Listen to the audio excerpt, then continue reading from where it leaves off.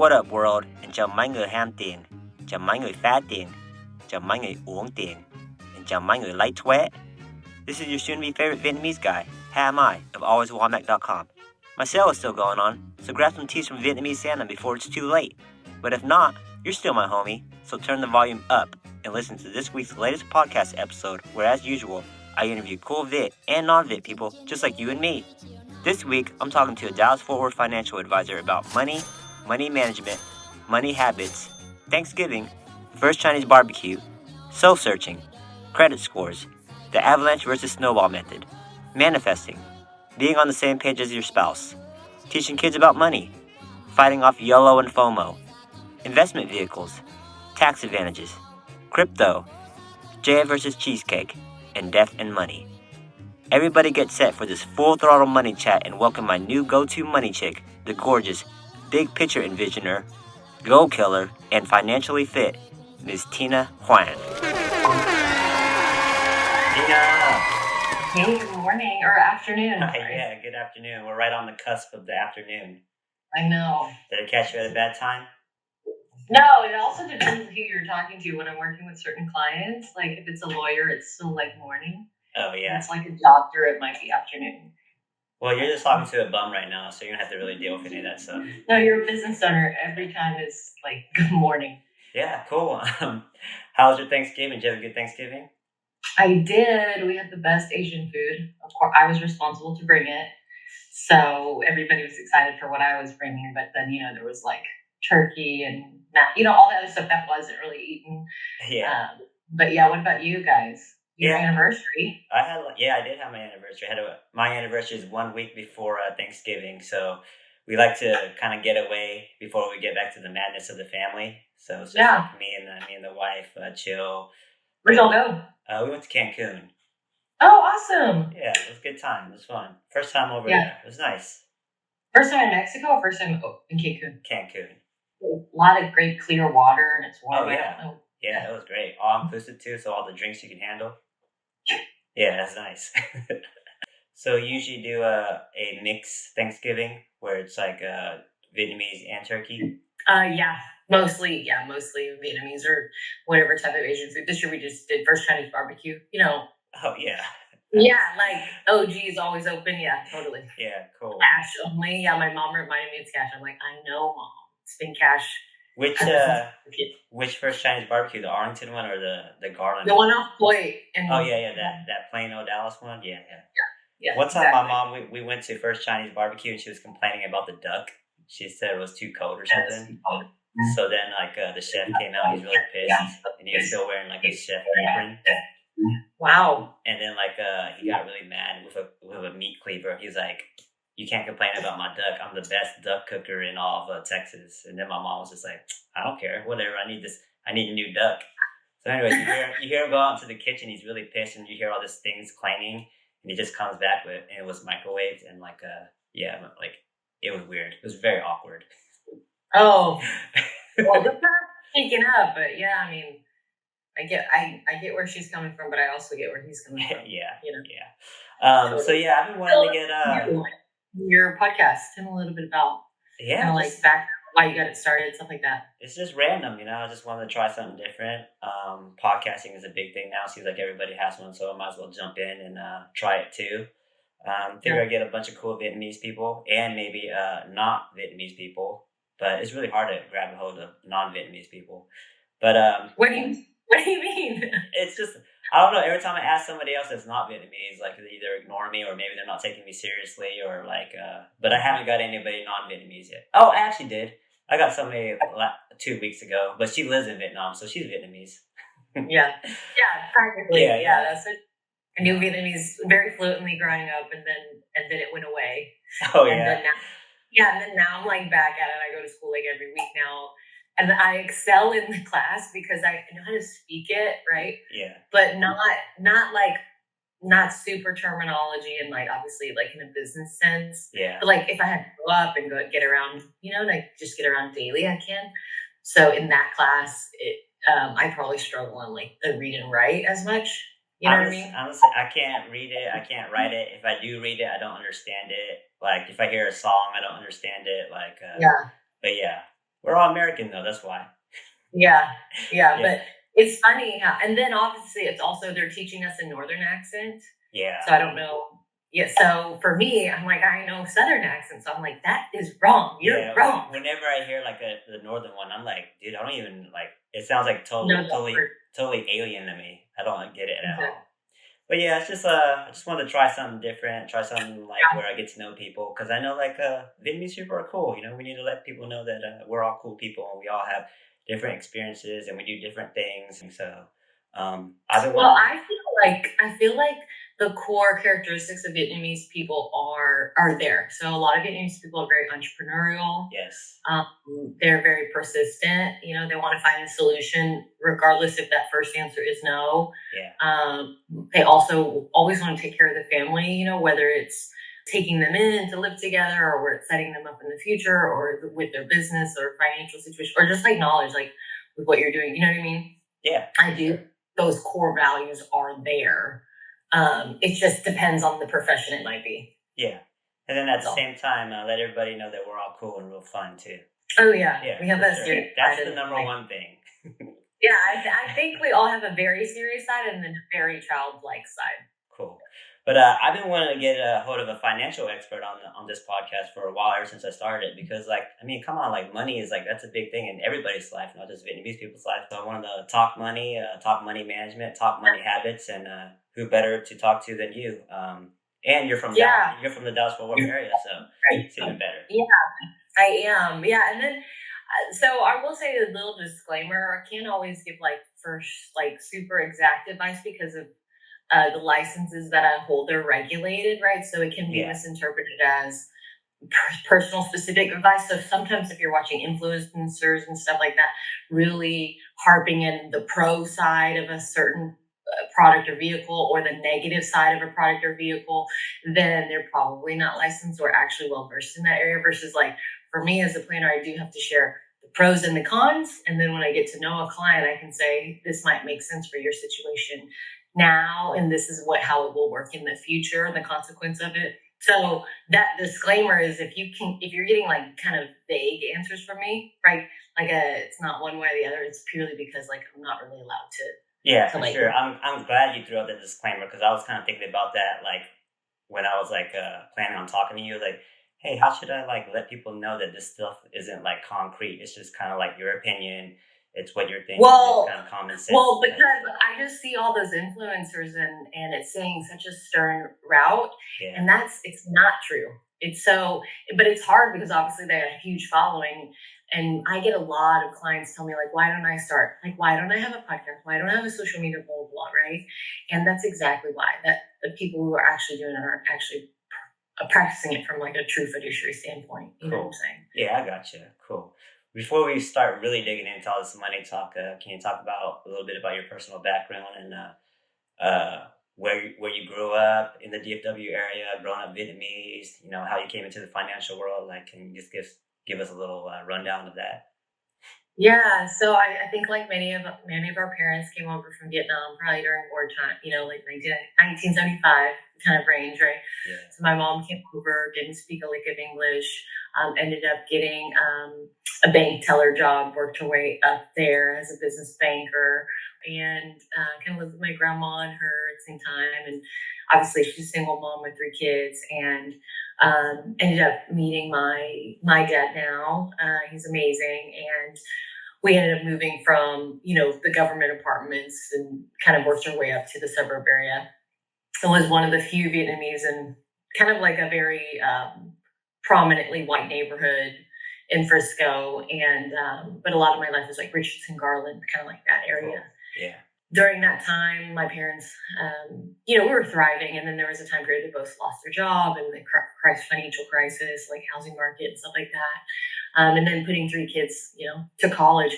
It was just bad timing for me where, you know, I ended up having to pay for my own braces in high school. I bought my first car, my cell phone, funded and paid off school loans, and funded school as I went to school and worked full time, and ended up like buying my first like condo at 25, 26.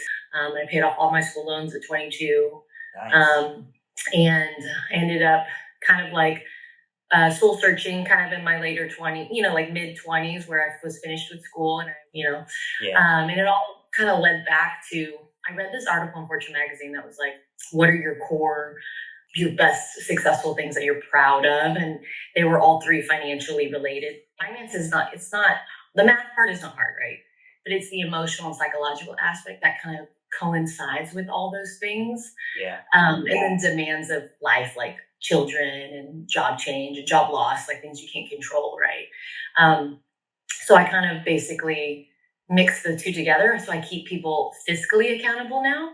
And I just have a larger impact in their future, and have a lot more control over, like, who I get to work with and the impacts I get to make. So I think that's kind of how I ended up there, and I've been here for a decade now. Do you think that with your mom working at the bank a long time ago when you were a kid, did you pick up some of her habits, or you kind of saw some of the financial? Absolutely. And then you Absolutely. you picked up on it. And it kind of ingrained in your mind, in the back of your mind, and you kind of grew up to be like this really good with money, with your finances, and yeah, I think some of it was being forced to, from a standpoint of, like, when you don't have a lot, you're forced to be creative, right?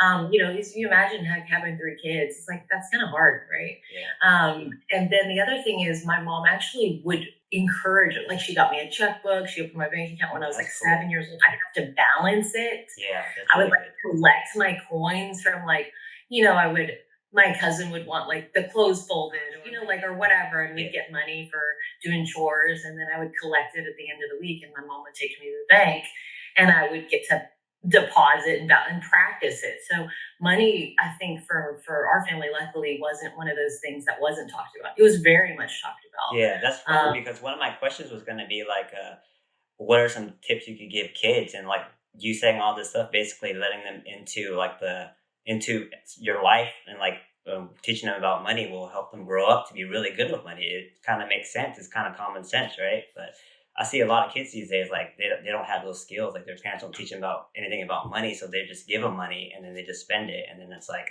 there's no backlash if they spend it wrong. There's no way of like doing it right, or like taking them to the bank or balancing a checkbook. So that's really cool how your parents ingrained that in you.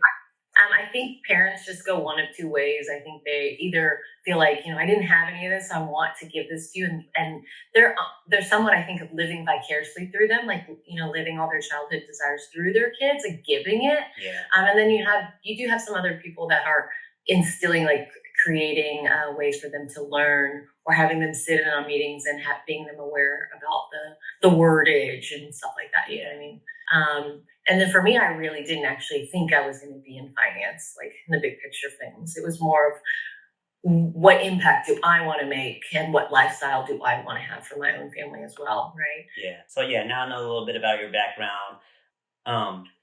How should people allocate their money? Like when it comes to like debt, savings, investing, emergency money, and like fund money. Is there like a specific way or a specific like calculation, like how people should do that? Whenever they get their paycheck, what should they do with it? Yeah, that's a good question. So everybody's a little bit different. But and it's a balance between obviously what comes in the door, what goes out the door. So I think a really good handle on things is like, what's an actual budget? So I think some people misinterpret what budget is. I think people think budget is what I want to spend, what I'd like to spend. So sometimes, and then every month they go over, right? So then that's not really a realistic budget. So budget to me just means like, what are you actually doing right now? And then take kind of accountability of that and take record of that, right?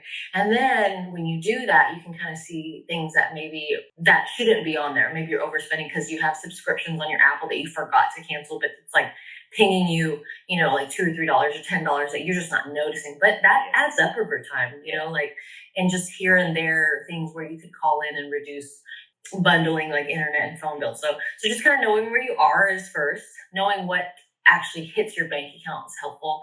And then there's a balance from the emergency standpoint. So the emergency fund, I definitely think is like rule number one, right? If you have debt on the table, then that's going to be for sure like 1 month of income needs to be there, because that 1 month is kind of like that base layer. Something happens, you can hopefully figure it out, right? Mm-hmm. But I say one because that's bare bones is what you're working for. And then if you have debt on the table and you're comfortable and you have like a salaried job, right? Then that might make sense to, okay, everything above and beyond that 1 month, maybe we put to our highest interest credit card to kind of hit that more effectively, right? Gotcha. But I do always want to think through, okay, from the credit card standpoint, like, how did that money get on there? Like, let's kind of fix some of these habits as well as fixing some of the problems, and then as well as, call them and negotiate those interest rates, call them and negotiate those minimum payments, be creative on like, can I pay this debt off quick, or does this really need to go through possibly like a balance transfer or, like some other method of trying to mitigate that interest, right? That's actually a good tip. Like, people don't know that they can call like the credit card companies and like negotiate their interest rates and things like that. Or even just increase their limit, which would actually help their credit score, which would then affect interest rates on anything moving forward. But that's the thing with credit card companies, though. They bank on you being like lazy and stupid and not knowing that you can do these things, and then like they just take advantage of all that shit. So yeah, I mean, that is taking advantage of how human nature is, right? Yeah. And how America is. Like, I want everything and I'll just pay for it later. So I think we do need to take some responsibility on our own part. Hey, as long as you pay off that every month, you can still maximize the benefits of using, like all the perks you get from the credit card, right? You can work the system right back at them, right? And you also have to understand, like, why was credit created? So I do think there's some myths on. I have heard so many times in the decade I've been a planner, like, I'm supposed to keep 30% or whatever on my credit card so that my credit score stays good. And that is, you can keep your credit score high because of that, right? But you can also keep your credit score high by not paying a dime of interest. That, I think, is a little bit of a misnomer, which I really hate, because if you think about how credit was created, credit's created because how do they make money? Keeping you in that stuck position. Yeah. Right? Yep. That's how interest is accruing. Mm-hmm. So of course that sweet spot credit score is that sweet spot person who can't afford to pay it off, but can't afford to buy it in full, right? Mm-hmm. So that's why initially, if you do pay off a balance, you will look like you have a slight ding, right? Yeah. But you just wait out like 6 months or whatever, and then it will just rise back up to where it's catching up. But really, I would just, you can utilize your credit card to build your credit, but just pay it off every month, and then you'll end up just paying your annual fee. So that would be my advice there. But if there's no debt on the table in 3 to 6 months, this makes more sense as an emergency fund standpoint. Yeah, and that's really fun if both people in the relationship, if it's household money, So just baseline, it would be saving up 1 month of emergency money. After if you're really strapped. Yeah. And then after that, you start attacking your debts, right? From, you said, largest interest rate, right? Yes, largest interest rate first. And that's called the avalanche effect. Yeah, I heard of the avalanche, and then I heard of the snowball. You're more of an avalanche person? Yeah, and so this is where you self-reflect. I have presented to clients mathematically the avalanche is smarter, right, from at least money out of your pocket. But the snowball might be more for those that need a psychological win. Like, they just want to put it off because it makes them feel good. So I do share with clients, like, hey, this is this option, but you have the choice. And that client might just be like, I just don't like that I have 7 credit cards, right? And they're like, okay, fine. Like, as long as you're aware, that's fine. As long as you're paying it off, as long as you're paying something off, right? Yeah, and as long as they're aware, like, hey, this might take you 2 months longer or 3 months longer and like $300 more out of your pocket. But if it gives you the motivation to move forward, by all means, I'm not going to stop you, right? Yeah. So I like that approach from a mathematical standpoint. So if you've got all the debts cleared, then you come back and then you build your emergency fund back up to 3, 6 months, again, depending on the scenario. Mm-hmm. And then protecting your income is like step number 1 from a financial planning standpoint. If you have a work provided employer 401k or some type of matching program at work, we do say take advantage of all the free money there from that standpoint when you qualify. Yeah. Understanding what you get through work for free that's offered is helpful to know. And then that's where you'd go outside and, hey, what else can I do that's effective? But really, all of that is dependent on, what are your goals now and in the future, and what's provided through work that you can utilize, what you can do to complement those things at work. So really, it takes into account like time horizon and goals, and then how much extra money is left over. So you can't really be wealthy until most of your debt is paid off, right? You got to pay off all the debt or most of it. Yeah, that's a controversial topic just because I think everybody thinks of debt differently. I think back in the day, if you like to project back in the day, right? So historically, back in the day, debt interest rates were substantially high, right? But if you lived in that little window, I mean, our parents have seen the interest rates of debt be super high and savings accounts be super high. And then we went through that time period where, like the houses were 2, 3, 4%, right? Which is super low historically, right? So when you're thinking through like what advice I'm taking, you're also thinking about like who you're taking from. So when some people are like pay off debt, invest the difference, right? To those super old school traditional, and it's because debt interest was substantial. And they think all debt was bad. And that was including housing debt, because housing interest rates back then were very high. And then when you're talking to like maybe a young professional in their 30s and 40s who've seen the interest rate on houses be super low, their mindset is different. Their mindset is like, why pay the interest rate on the home when it's 2, 3% when you could go possibly make more? So that question is hard for me to answer, because you can also look at debt as a way to leverage. If it's an asset being leveraged and the debt instruments being utilized to then open up other opportunities, again, it's to the risk that the person is willing to take on that, and their mindset psychologically on that, and also sometimes their compensation. So if they're like a salary W-2 type of person, they might feel either more secure to take some risk because their job is secure in income, right? Yeah. But they may feel that paying off, like leveraging something, will take forever because they know exactly what they're going to make, right? Yeah. Versus someone who's like gets big pops of money, they're more willing to take the risk. If they're like, oh, I'll just figure it out, I'm sure I'll make a big chunk of money, right? So that person might be more able to handle like, oh, well, I'll just leverage this and then hope for the best. And sometimes it does absolutely work out, and sometimes it doesn't. So it's just kind of like a situation based thing on whatever your situation is, and it depends. Like, because credit card debt I think is absolutely bad, right? But some people don't view housing debt as bad. Yeah. Does that make sense? Yeah, that definitely makes sense. Yeah. Would you say that making a weekly habit just to sit down and review your money is the best thing you can do for the health of your finances? Once a week? I don't necessarily think it has to be once a week. I definitely like the idea of aligning it with like when you get compensated. When I was younger, I knew every penny going everywhere. There was a point in time where like, I don't want to feel that strain anymore as an adult. Like, I don't want to have to think about like dollars, I want to think about like Tina gave herself X dollars to go have fun with this lunch because I already allocated to adulting. Right. And the things I needed to live on. So that this money that I allocated to go have fun and YOLO on, I had no feeling of guilt or shame when I did do that. Or if I wanted to just stockpile it, and like if I wanted to buy a purse, like that's my own. So I think it really depends like where you are in life and where you are emotionally in your financial situation. I think some people can find it like discouraging to see it every week. Yeah. Right? How about like just like average, like one of your average clients, like what would you recommend? Like you're saying every time they get paid, just should check out their. I would say like an entry level client when I was first starting out, like those younger clients.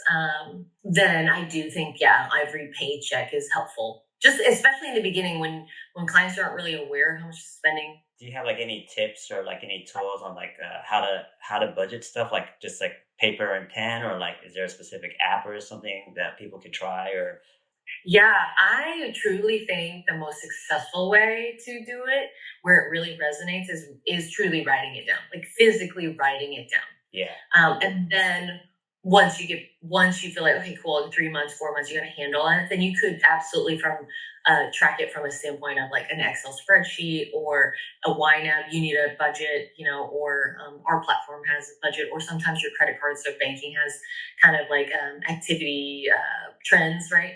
So I like those later on when you don't have to be so strapped for cash, because there's a psychological aspect in like when you go pay for things with cash, like leaving your hand rather than a swipe. Right. So it's the same thing. So I do really love, if you're in a really tight situation and you're really trying to turn your life around, writing it down is absolutely the best way, because it just resonates more. I feel like you're also manifesting when you write it down. Yeah, yeah, you are. I mean, I like tracking it. So like I would even like if it was a fun goal, Yeah. I would even like have a little bar graph and like shade it off like, okay, like I'm this much closer, Yeah. this much left to Yeah. go, knowing where you're at, where you're making progress. I think Yeah. progress I like that people. too. So for me, when I was younger, I would pile up the cash, and at the end of the week, because I was the server, Yeah. then I would all the cash, and I would wait until it hit $1,500, Yeah. right? And then I'd go deposit it when it hit $1,500, right? Just so you can feel that stack of cash in your hands. Like, because it made me feel, because I would feel the hard labor. I mean, Yeah. when you're a server, you're working like long hours and you're dealing with people are difficult and sometimes they're not nice. And you feel like it's hard-earned cash, right? Yeah. But when you go deposit it each day, you're like, oh, here's $20. Yeah. It's like 100. Yeah. It doesn't feel the same as like a big wad when you're like 20, It's better when you lay in bed too and you like throw the money in the air and like let it fall on you. Yeah, it's even better. That's what I do. Yeah. Yeah, or you go exchange it for all $100, Yeah. or you go exchange it for like lesser bills just to feel the, whatever you need to feel. And that is actually a manifesting tool. It really is. When you feel the money and you associate positivity with money, that actually is a true manifestation. Connecting the subconscious, unconscious together for that too. Any tips on getting on the same page with your spouse? Yeah, I think that's always best from a standpoint of either realizing that you're a compliment to your spouse. Lots of times spouses are opposite, right? Yeah. And also come from a standpoint of understanding, like, how was money for them as a child? How is the lifestyle they imagine? Also, what's their profession like? So again, if they're like an entrepreneur, well, they're gonna feel like maybe money is, they're not gonna have that same thought about money. They're either gonna be more risk taking, or they're gonna be more apt to think like, we'll just pay for it later. I'm sure I'll make it later, right? Yeah. So to understand each other's personalities with open ears and see where y'all complement and see where you can utilize your talents. So if someone's more micromanaging, give them the day-to-day budgeting or the month-to-month budgeting, right? And if someone's more open-minded and educational and exploring, then give that person more the long-term planning, like the retirement planning, getting to know that area. Or it could be just from the standpoint of maybe some couples where, one person brings the majority of the income, where they take care of all the household financial providing, and then the other one, maybe they're providing for the fun and the retirement piece, right? But their money is absolutely like voluntary. Some couples like to contribute proportionally the same, like percentage proportionally the same. Some like to contribute dollar amounts the same, even though the compensation is different. Some put it all together in one. When I walk through all those strategies, when I get to know the couples and I offer them, like, here are a couple strategies based on what we've talked about, I think this one's a little bit more fitting, and then I come to an agreement. So I definitely think one, obviously an advisor is kind of like having a mediator.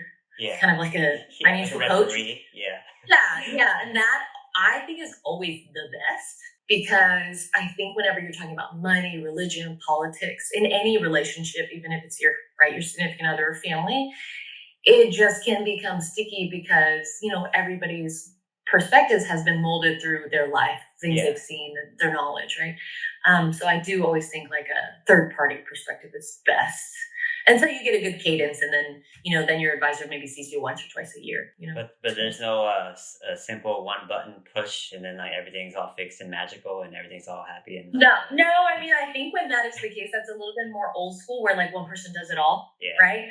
Well, I think when you fast forward into time, you may see resentment. You may see the person feeling like, you never share anything with me, I don't know what's going on. Or you see the one person, like that person passes away and the other person has no idea what to do, who to call with, they're lost, right? Or they're in a bad situation because they chose to turn a blind eye or were kept from knowledge of the money. So yes, the easy button in the past was like, this person controls it all. But again, when you project it out, I don't think it's maybe the best. Are you for spouses having their own account, or just that one single joint, or should it be like a joint and then they each have their own account too?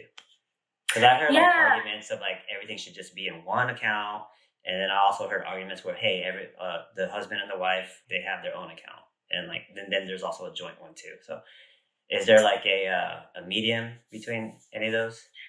Yeah, so we offer, when I'm talking to clients, I do offer them like, sometimes they'll go to the roots of their arguments. So if the roots of their arguments are, you're always complaining about your spouse, like buying all these frivolous things, right? Each month, like tiny little frivolous things. But then they complain about you making a big purchase on like maybe some tech something, but it's like once in a while, right? But it's substantial, right? So in that situation, I might recommend, okay, money goes in the one pot, and then we siphon off fun money each month. So you guys give each other $200 a month, or whatever the dollar amount they decide based on the budget left. Mm-hmm. Then if that person ends up stockpiling that $200 from their personal account for 3 months, well, they have $600 to go buy a Louis Vuitton wallet if they wanted to, right? And then maybe the other spouse is just stockpiling still, right? And then he stockpiles for a whole year. Well, maybe he bought himself a fishing pole that was $1,200 at the end of the year, right? So at that point, you really can't complain about the other person because you pre-decided, like, do whatever you want with your YOLO or fun money, right? So I like that approach if the common complaint on why they come to me or a pain point in finances is that area. So that works. But sometimes an all-in-one where the spouse is like, oh, whatever they want, it makes them happy. Absolutely. So the one pot is also fine. It just depends on the couple themselves. You should mark a psychologist off your list of job careers too. Like, I didn't realize like a financial advisor would also be a psychologist. I think a good one truly is. Because in order to maintain those habits for the longevity and make true impact in your financial future is really getting to know what formulated your thoughts about money all those years preceding. So I had to get to know you're still in this pattern because you wouldn't have this conversation at 40 like you are in. Isn't it crazy though? Isn't it wild though? Like, we go to school and they don't teach us about money and they don't teach us about relationships, and then we grow up, we get a job where we get money, then we get married, we're in a relationship, and then the two, like, they have to like somehow work out. That's so true. It's wild. Right? So if you really think about how you were at like 15, were you really concerned about like, no, if someone was trying to teach you a financial lesson, you're like, no, Dad, I just want you to buy this. Like, so really it's understanding the audience on where they are financially and like in their mindset, and having a family really triggers that immediately. Or a big purchase, like some type of big adult thing. Do it. I heard that a woman doesn't grow into her mind fully until like she's like 32, and then a man isn't until he's like 46. Yes. That's what I heard. I'm hoping it's true, because then I got a couple more years of that before I can't use that excuse anymore. But I think luckily for our culture, we are very forward thinking lots of times. So, and we're always trying to accomplish goals earlier in life. So hopefully you don't wait to the cusp. Cool. So how do you fight off like that YOLO feeling, that FOMO, or keeping up with the Joneses and that lifestyle creep? Like, whenever you're scrolling through your Instagram feed, you're seeing people, like all your friends and family, they're all like on cool vacations, they're eating like amazing food, they got all the cool clothes, new gadgets, new cars. Like, how do you like fight that off? Like, how do you fight off those feelings? Yeah, I do think that is ingrained in our culture from like, like I remember going to church, and church was really about like what person right? I remember that too. I do think part of this culture, so a couple things, obviously stay off social media, comparison is the root of all, it's like obviously not good.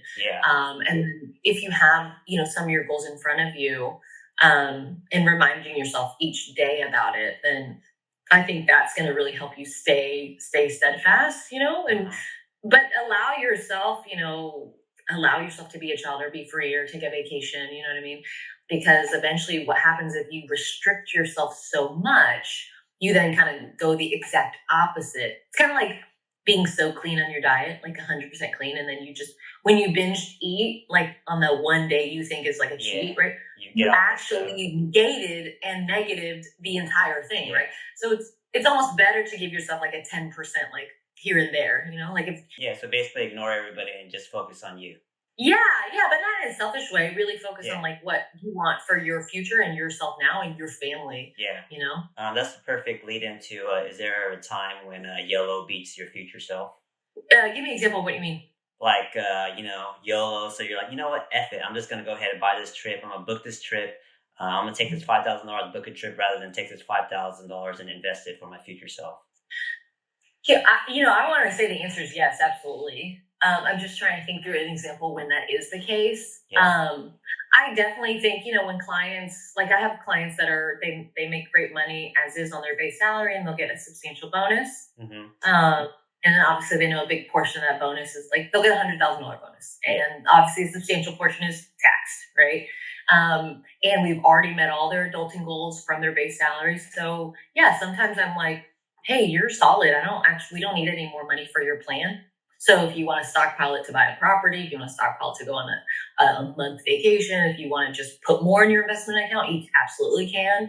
So yeah, there are times where I'm like, you're good. So Okay, yeah. cool. Yeah, I totally get that. If you're good, if you're not in the rut, then yeah, YOLO beats future Yeah. self.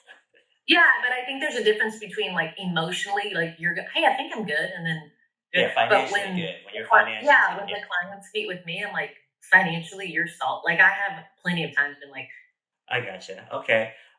When it comes to ages, like in one sentence, what should 20-year-olds do with their money? oh, Just a quick one sentence answers. Like, I mean, start early. I think that's like we so. talk about like investing it early. That's what we're saying. I think everything. It would be start being aware of your finances early. I don't want to necessarily say investing because sometimes it's just the basics. Like you don't know how many 40-year-olds that don't know the basics. Yeah, honestly, Like understand your own paycheck. I was probably like in my mid-30s before I knew how to read a paycheck stuff. I was like, wow, Yeah, I didn't realize like, yeah, so you're basically saying like for a 20-year-old just to understand like just their finances. understand. Yeah. Yes, understand your paycheck, understand your taxes. Like where's money? Understand what's going out the door. Just your student loans. I can't even tell you how many people don't even understand their student loans to this day. Oh yeah, And I know there's like some 50-year-olds. They could be a smart medical professional. They could be a super smart lawyer. Yeah, still don't get it. Yeah. Well, I'm not saying just go to someone who maybe gets it. Don't try to figure everything out on your own, and then you're looking up at 40, and you're like 40 or 50, and you're like, finally, hey, Tina, they need your help. Well, you know what? It'd been nice when I asked you 10 years ago. Yeah. What about a 30-year-old? What should they do with their money? A 30-year-old, I want to say probably take advantage of like efficiency and maximization of, work things that they can get. Like the 401k thing and stuff. Yeah, because I would think at that point, they've got a lot of their financial goals like checked off, meaning like they're probably accomplishing or about to, like they know what their job is for a living, like by your 30s, probably. So you're like, this is what I want to do when I grow up. 30 should be about investing, knowing all the investment vehicles like the 401k or 30 IRA. would probably be like learning, and taking advantage of, I would say like maximization and efficiency, and just because again, at that time, I would think, you know what you are going to be in your profession. Yeah. Right? You've gotten a handle on your student loans. You probably have a basic emergency fund handle. You're probably taking advantage of basic matching at work, right? Yeah. And at that point, like you're probably, either married or getting married, like where those goals are getting accomplished. Yeah. I would just say start doing additional investing, just even if it's a little bit. And then probably in your 40s, it's more of like, okay, how do we max this sucker out? Because at that point, you probably then have a kid and your house and your job and your marriage. You've gotten the big money things out of the way. And at that point, it's just maxing everything out and balancing, enjoying life. What about your 50s?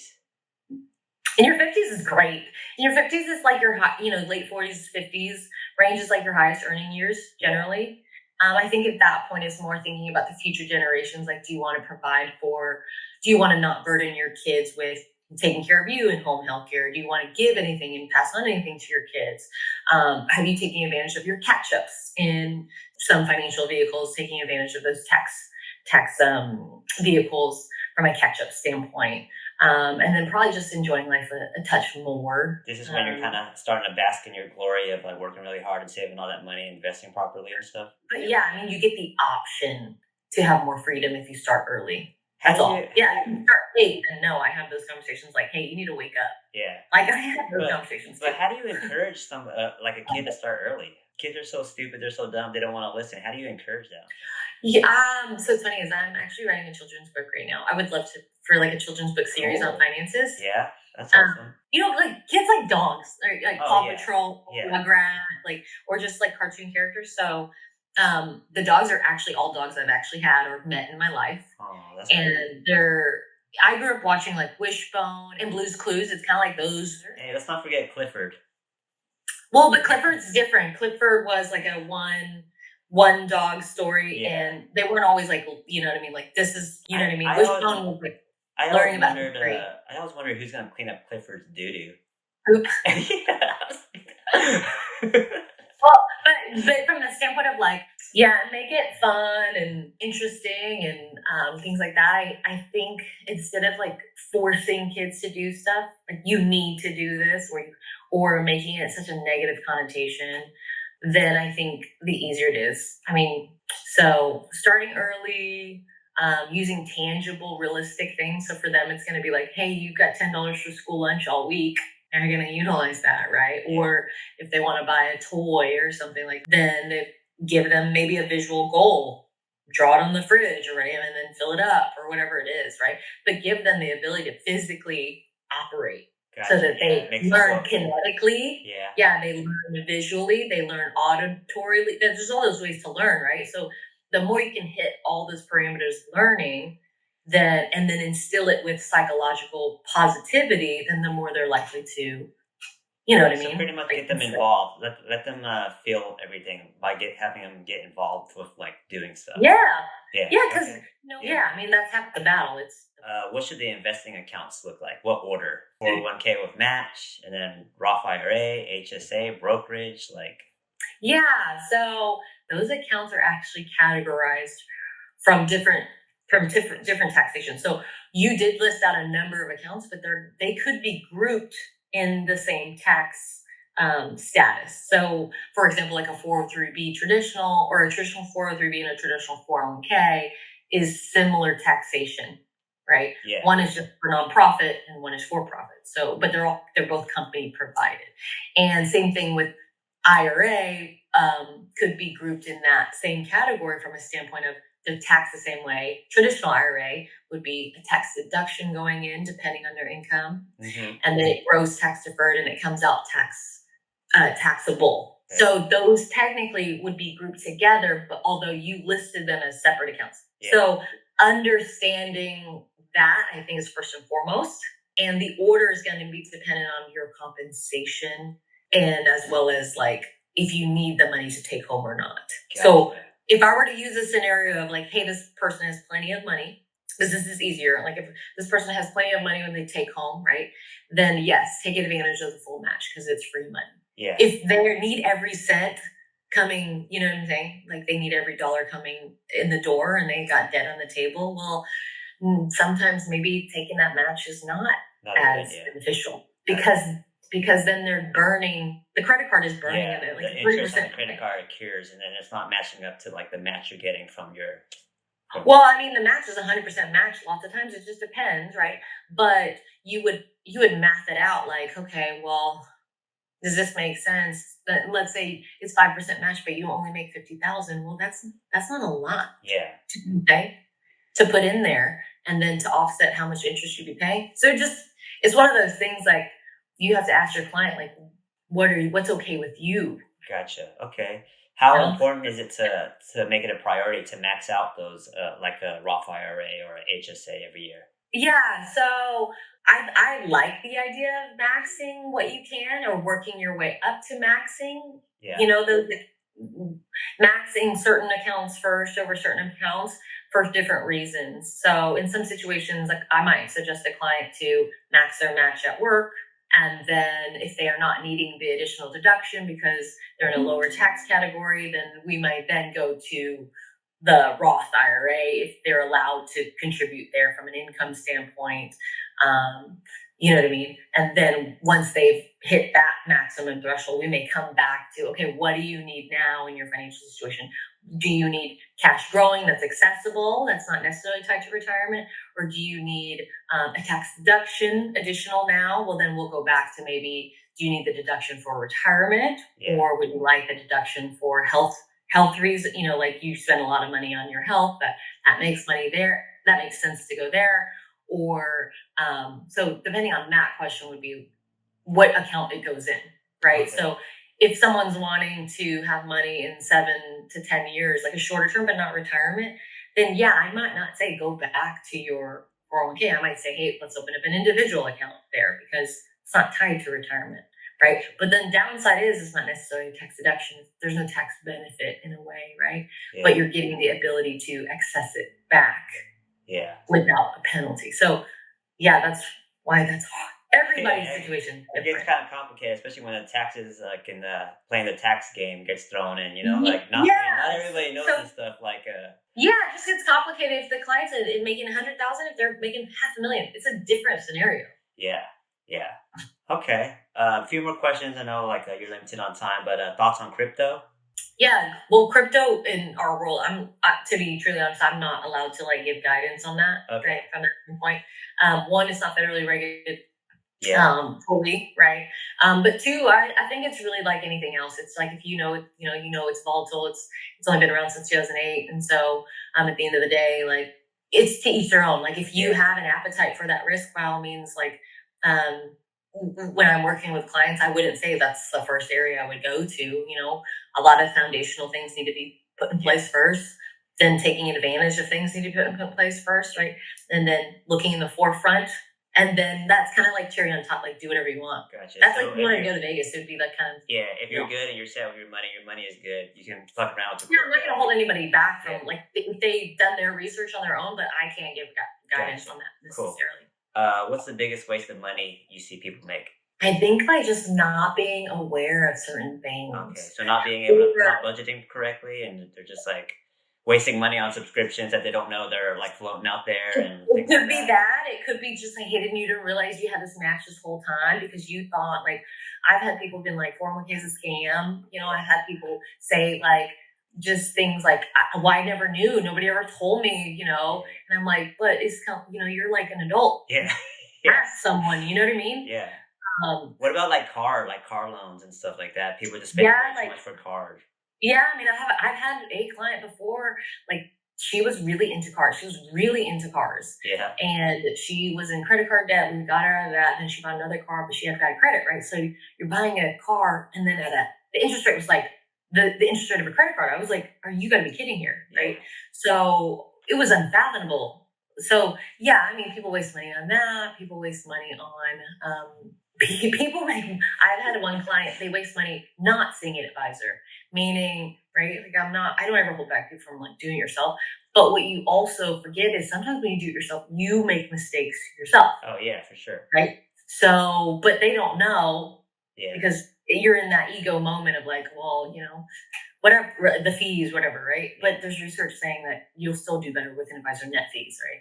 So I've had a client, they were investing in like their outside account at a really well-known and then it wasn't actually being invested. It was just being put in the IRA, really? or it was being put in the brokerage account, but it actually wasn't being invested. Oh, right? Yeah. Yeah. Hopefully or not too long. Or not realizing tax laws, like putting into accounts that you're not allowed to put in because you make too much at this point. You're then triggering a 50% like additional penalty. It's like things because you're in your ego. I think that's really... I'm wasting my money too much on food. I just go out to eat too much. Yeah. Are you ready for the rapid fire? Sure. Okay, rapid fire, really quick. Would you rather have 3 extra hours in your day or extra $150? Every day? Yeah, every day. Or would you rather have 3 extra hours in your day, or would you rather have that extra $150? I would probably take the money. Take the money? I'm surprised. I thought you'd take the 3 extra hours. And then you can make money with the 3 hours. You can make money with the 3 hours, yeah. That was my initial thought, was the extra 3 hours. But then I was like, well, every day, it's kind of nice. And then I could pay someone to make my time more efficient. Yeah. Because people are of the creature of like, if you give them more time, they'll just take more time to do the same thing. Yeah, that's true. Yeah. So you're taking the money still?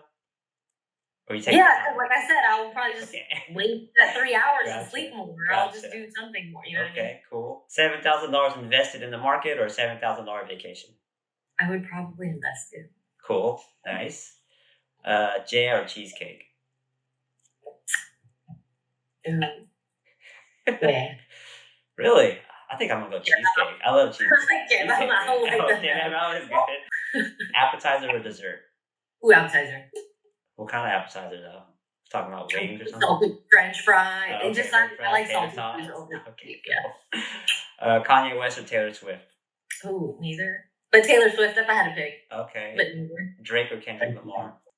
Oh, this is where I get conflicted on the music or the reputational things I've heard about him. Yeah, I know that's what makes the question harder. Yeah, that's hard. Can I just be OG and just say like, I don't know, Snoop Dogg? Yeah, Snoop's cool. Snoop or Taylor Swift? Snoop. Okay, cool. Amazing style with a decent personality, or a top-notch 5,000% amazing personality but zero style? Oh, the personality. Amazing personality, zero style. Yeah, so, you can fix that. Okay, cool. It's just tangible. You just put different material on the same person. Yeah, you're right. Chill out to music or chill out to a movie? Ooh, chill out, I would say probably a movie. Cool. That's more chilling. For me, music is like gets me amped. I'm like, yeah, let's go. Yeah. I see that with you. Yeah. Hot weather or cold weather? Oh, hot weather. Really? My people are from the Warmans and Texas, can handle it. It gets too hot though. That 110-degree weather. I am kind of missing it right now though, because it's kind of cold right now. So my body cannot. I just have to be prepared for whatever weather it is. I guess. Okay, cool. Better actor, Leonardo DiCaprio or Tom Hanks? I don't like either. Cool. No, because again, I get conflicted with their acting and then the things I've heard about their personal endeavors. Yeah, I heard they're both assholes for sure. I can't comment. Just close your eyes and just throw a name out there. Oh, from an actor standpoint? Yeah, anybody. Who's that guy? The one of the Batmans. Christian Bale. How about Christian Bale? Cool. Yeah, he's cool. I like him. I heard he's an asshole too, though.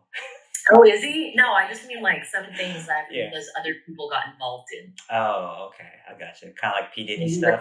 Yeah. Okay. But I can't confirm. I just things I've heard. Health or wealth? Oh, health is wealth. Yeah, that's true. Yeah, a lot of people don't see that though. And health is wealth, and actually, wealthier individuals actually live longer statistically. Travel to all 50 states, visit all 7 continents, or spend a week in space.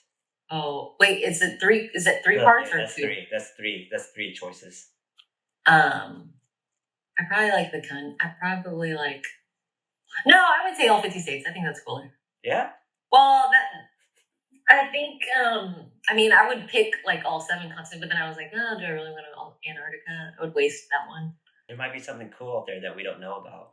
You know what? That's so funny. So I had a goal one year to like go to 3 different cities within the U.S. and then 1 country every year at one point. Yeah. And it really challenged you to be really kind of like eye-opening to the greatness that you have in the local area. So like it was really fascinating where I was like, oh my gosh, I would have never picked going to Oregon or going to Seattle or wherever, right? Yeah.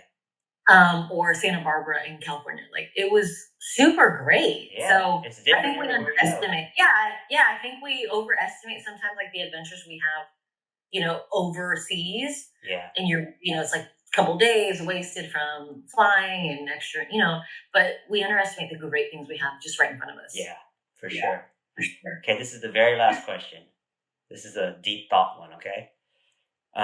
Do you ever sit back and just think, like, isn't it weird that we're born, and then we go to school, we graduate, we go to work, we get married, have kids, buy a house, get cars, maybe go on a vacation once a year, and then we make money and we get in debt, we live a stressed out life, trying to get out of the debt, and then we die, or we work really hard, we make money, we save, we invest really well, and then we have a ton of money, and then we just die with a bunch of money left over, like, where's the middle at? Is there a middle?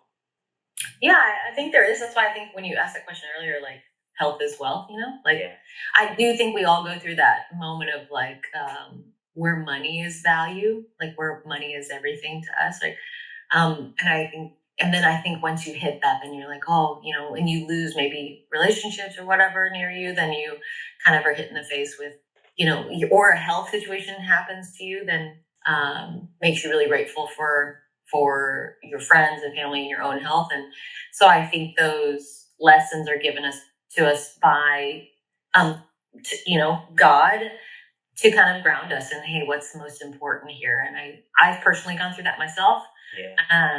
Yeah, it's to challenge you, I think, to balance like, hey, what's most important?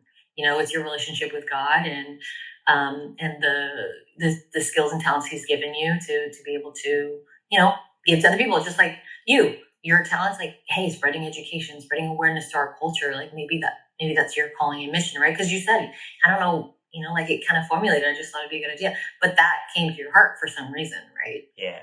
So, cool. I mean, that's what I think personally, though. But yeah, that's awesome. But yeah, thanks for taking the time. Just chill out, hang out with me, talk about money. Hopefully, at least one person listen and decide to get serious about changing their finances. So.